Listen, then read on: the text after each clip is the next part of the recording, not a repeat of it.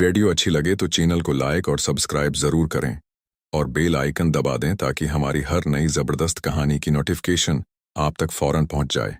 बादशाह, जादुई जंगल और काला साया। एक दफा का जिक्र है। बहुत पुराने जमाने में एक अजीम सल्तनत हुआ करती थी जिसका नाम नूराबाद था।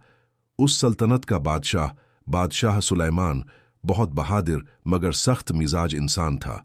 उसके महल में सैकड़ों नौकर, हजारों सिपाही और बेशुमार खजाने थे। लोग उससे डरते तो बहुत थे मगर दिल से मोहब्बत कम करते थे। बादशाह को शिकार का बेहद शौक था। वो अक्सर अपने सिपाहियों के साथ जंगल में शिकार खेलने जाया करता था। एक दिन उसने ऐलान किया, कल सुबह हम शमाली जंगल में शिकार के लिए जाएंगे। सुना है वहां एक सुनहरी हरण रहता है, जो उसे पकड़ लेगा उसे इनाम दिया जाएगा। अगली सुबह सूरज निकलते ही बादशाह अपने सिपाहियों के साथ घने जंगल की तरफ रवाना हो गया।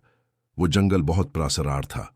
लोग कहते थे वहां रात के वक्त अजीब आवाजें आती हैं और कभी कभी काला साया दरख्तों के दरमियान घूमता नजर आता है। मगर बादशाह इन बातों पर यकीन नहीं करता था। जंगल में दाखिल होते ही ठंडी हवा चलने लगी। दरख्त इतने ऊंचे थे कि सूरज की रोशनी भी मुश्किल से जमीन तक पहुंचती थी। परिंदों की आवाजें अचानक खामोश हो गईं। सिपाहियों में खौफ फैलने लगा। बादशाह सलामत, ये जगह ठीक नहीं लगती, एक सिपाही ने धीमी आवाज में कहा। बादशाह गुस्से से बोला, डरपोक मत बनो, आगे बढ़ो। कुछ देर बाद अचानक झाड़ियों में हरकत हुई और एक खूबसूरत सुनहरी हरण सामने आया। उसकी आंखें नीली थीं और जिस्म सूरज की तरह चमक रहा था। पकड़ो उसे, बादशाह चीखा। हिरन बजली की रफ्तार से भागा और बादशाह उसके पीछे घोड़ा दौड़ाने लगा।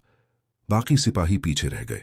काफी देर बाद बादशाह जंगल के ऐसे हिस्से में पहुंच गया जहां हर तरफ धुंध थी। अचानक हिरन गायब हो गया। बादशाह ने इधर उधर देखा तो उसे एहसास हुआ कि वो रास्ता भूल चुका है। कोई है, उसने जोर से आवाज लगाई, मगर जवाब में सिर्फ हुआ की सेठी सुनाई दी। रात आहिस्ता आहिस्ता गहरी होने लगी। जंगल खौफनाक आवाजों से भर गया। कहीं भेड़िए हुआ में चीखते, कहीं दरख्त खुद बखुद हिलते। खौफनाक बादशाह को दूर एक कमजोर सी रोशनी नजर आई। फिर उस रोशनी की तरफ बढ़ा तो एक छोटी सी झोंपड़ी दिखाई दी।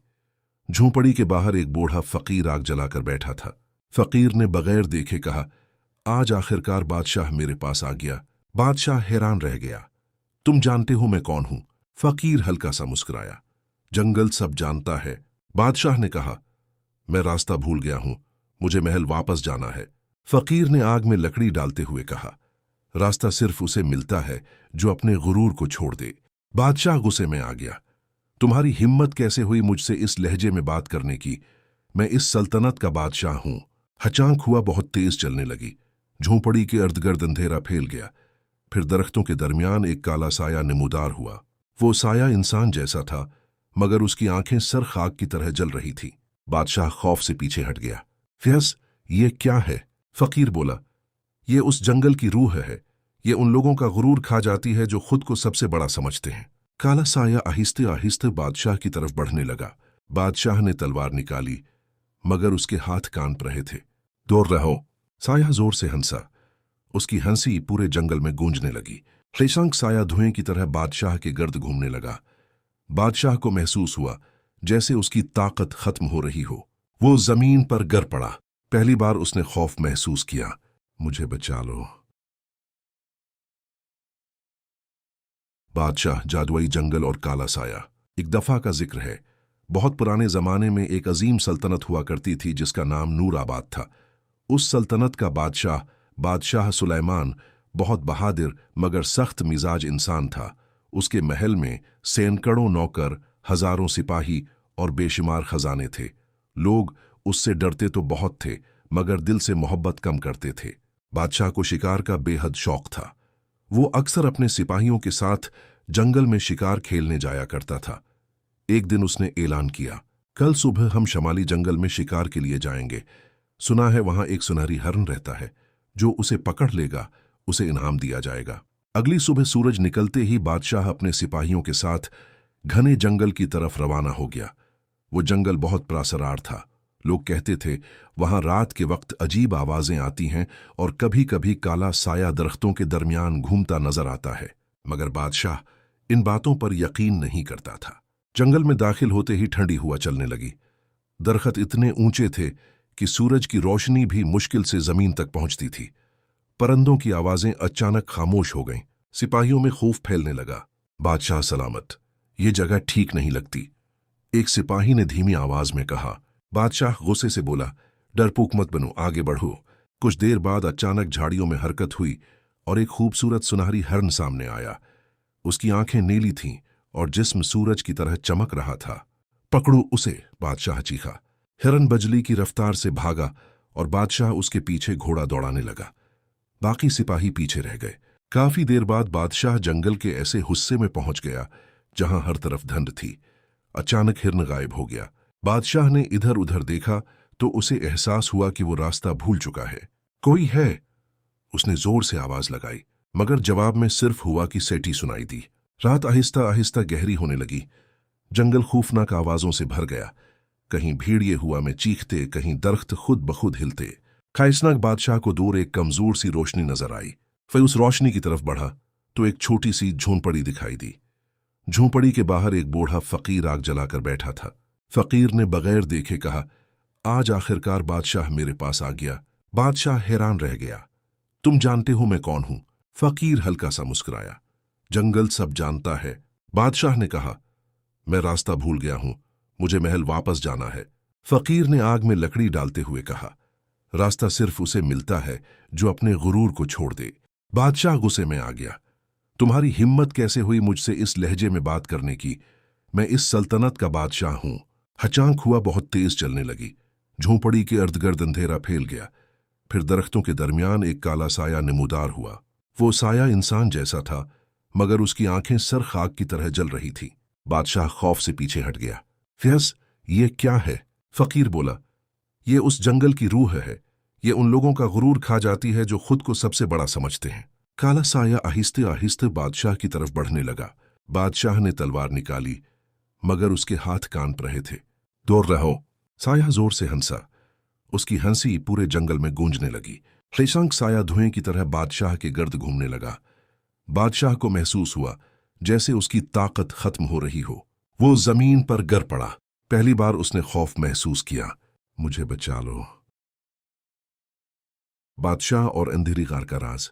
एक दफा का जिक्र है, बहुत पुराने जमाने में एक अजीम सल्तनत थी जिसका नाम शाहपुर था। उस सल्तनत का बादशाह जलालुद्दीन अपनी बहादुरी और सख्त फैसलों की वजह से मशहूर था।